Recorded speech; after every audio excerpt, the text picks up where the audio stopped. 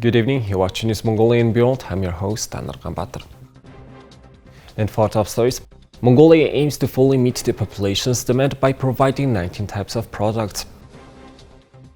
MIAT is providing free tickets to children aged 2 to 16 years old. Fitch Ratings agency assigns Mongolian Mining's proposed USD Notes MIAT rating.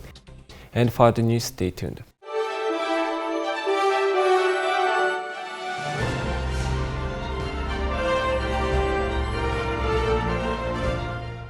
In Mongolia, potatoes, beets, cabbages and other domestically producible vegetables are available to the public. However, delicate vegetables such as leafy greens are heavily imported. Therefore, subsidized loans are being provided to support vegetable farmers and greenhouse farmers who grow delicate vegetables domestically in Mongolia.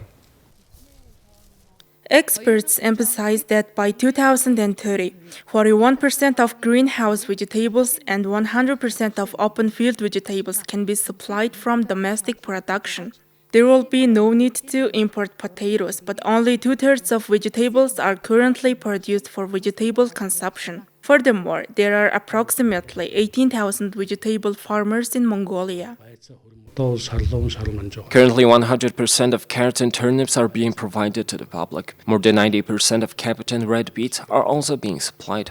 However, there is a significant import of leafy greens. The technology of vegetable planting is simple, and the availability of seeds is relatively low and low associated costs. Despite these favorable conditions, farmers are not actively engaging in vegetable cultivation due to the marketing challenges. The lack of cooperation between sellers and producers hampers farmers' ability to receive orders from the large market for sales and consumption.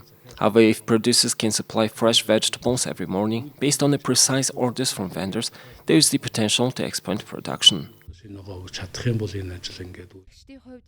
Greenhouse farmers face difficulties and high costs when trying to compete with imported products of the same kind. Moreover, most of these farmers operate solely during the summer season, leading to reliance on imports for the remaining seasons. Consequently, there is a clear necessity to support and encourage the expansion of four-season greenhouse farming.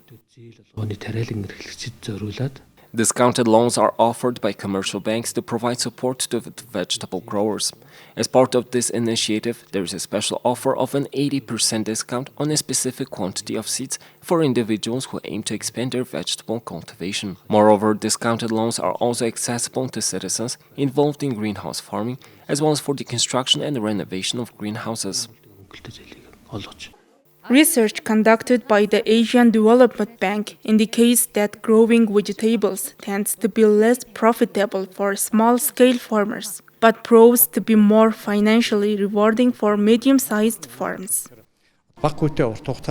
Many manufacturers have expressed the need for long-term loans with low interest rates, and the government has decided to grant these types of loans. Furthermore, producers have raised various crucial concerns, including difficulties related to soil issues. The government is committed to supporting sales through its policies and is addressing these challenges in a step-by-step manner. We are implementing a policy of prioritizing domestic production instead of purchasing from abroad value-added products when we are capable of producing those goods ourselves. As part of this policy, there are plans to gradually increase imports customs duty by up to 20% over a period of 2 to 3 years compared to the current rate of 5%. This measure aims to safeguard and support domestic producers, promoting self-sufficiency and reducing dependency on imports. Initially, the ministry emphasized that all projects would primarily prioritize meeting the domestic demand for vegetables. However, once the domestic needs have been adequately addressed, the issue of exporting vegetables will be taken into consideration. Fitch Ratings agency has assigned coal producers Mongolian Mining Corporation's proposed US dollar notes MIAT rating with an expected recovery rating of RR4. The proposed notes will be issued by MMC and its wholly owned subsidiary Energy Resources LLC and guaranteed by most of its operating subsidiaries.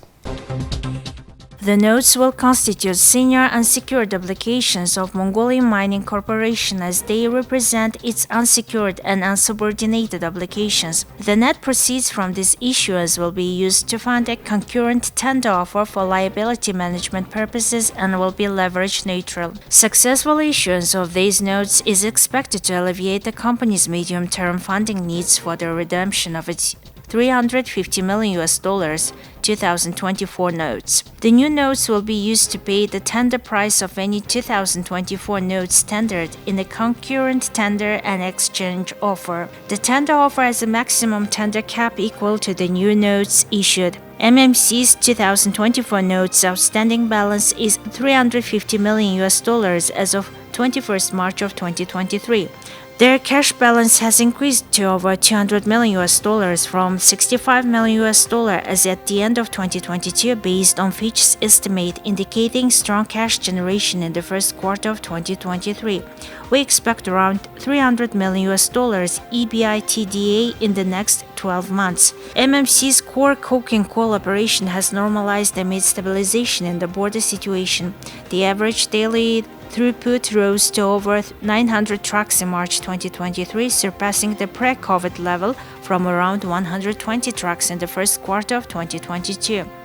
MMC ramped up processing volume to 3.1 million tons in the first quarter of 2023 from 0.9 million tons in the first half of 2022. The actual average selling prices for washed hard coking coal is expected to increase to over $160 per ton in 2023 from the 2022 average price of $147 per ton. MMC is small by revenue compared with Fitch-rated coal miners globally. Hard coking coal accounted for over 95% of MMC's total revenue in 2021. Its latest coal reserve statements show a total marketable coal reserve of slightly less than 400 million tons, or a reserve enough for around 35 years.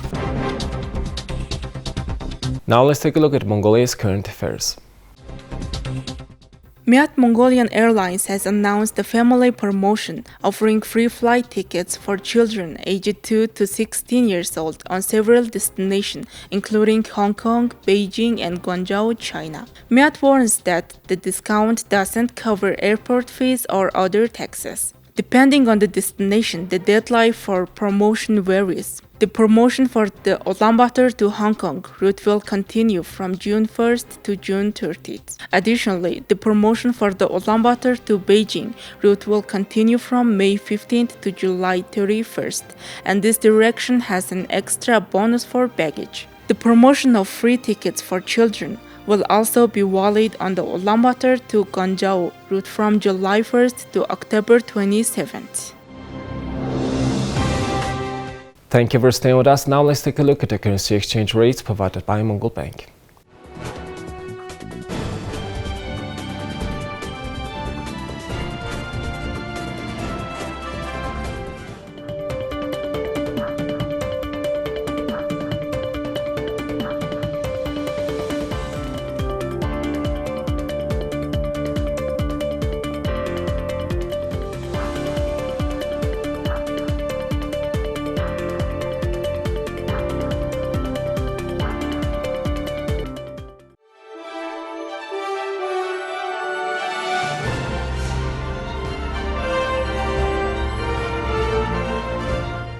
Here's the international news from our partner agencies. The State Department weighed in cautiously after the U.S. ambassador to South Africa accused the country of providing weapons and ammunition to Russia. Ambassador Ruben Bridgety said the U.S. government was certain the equipment was loaded onto a cargo ship that docked secretly at a naval base near the city of Cape Town for 3 days in December. He says the weapons were then brought to Russia. Apologies for being a little tardy. According to several South African news outlets, Bridgety said South Africa's alleged arming of Russia during its invasion of Ukraine was extremely serious and called into question South Africa's supposed neutral stance in the conflict. In Washington, State Department Principal Deputy Spokesperson Vedant Patel said the United States is committed to an affirmative agenda of working with South Africa on a wide variety of issues. However, he expressed the Biden administration's concerns in the wake of the U.S. ambassador's assertions. remain committed to our affirmative agenda of our bilateral relationship with South Africa, one that is focused on the priorities the two governments share, priorities that the recent high-level delegation to Washington discussed.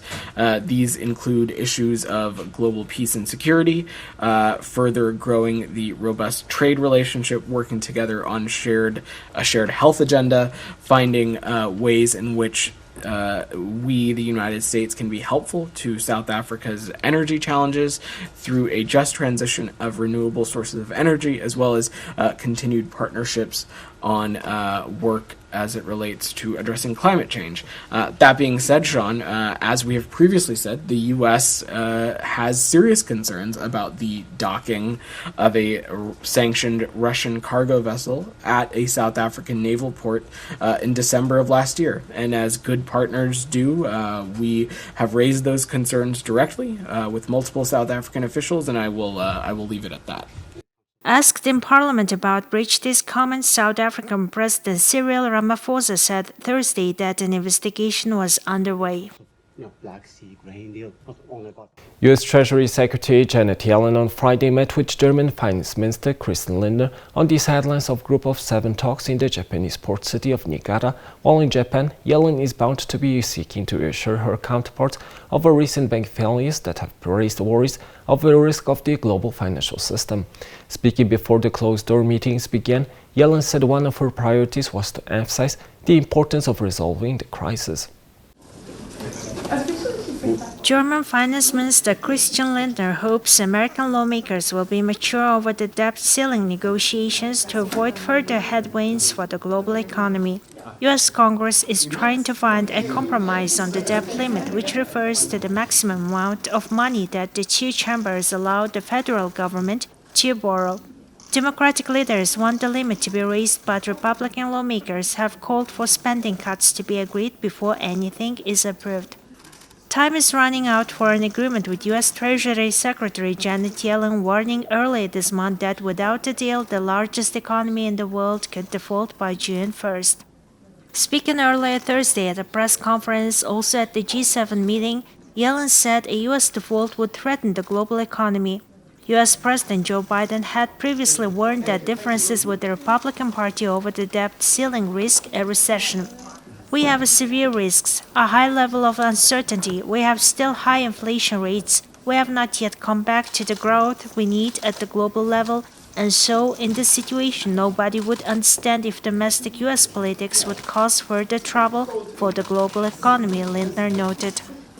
Eurogroup President Pascal Donohoe also told CNBC at the G7 meetings that this is a vital development for the global economy. Here's the weather forecast of world's major cities.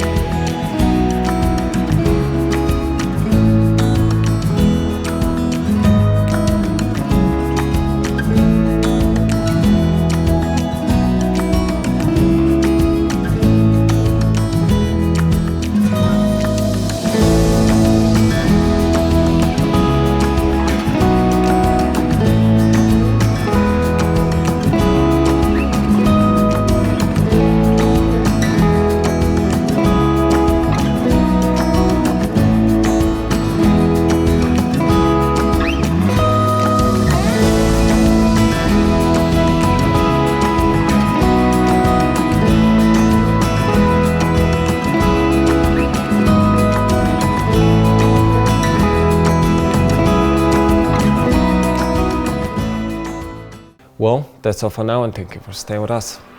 We'll see you next week with more news and updates. Have a nice weekend. Goodbye.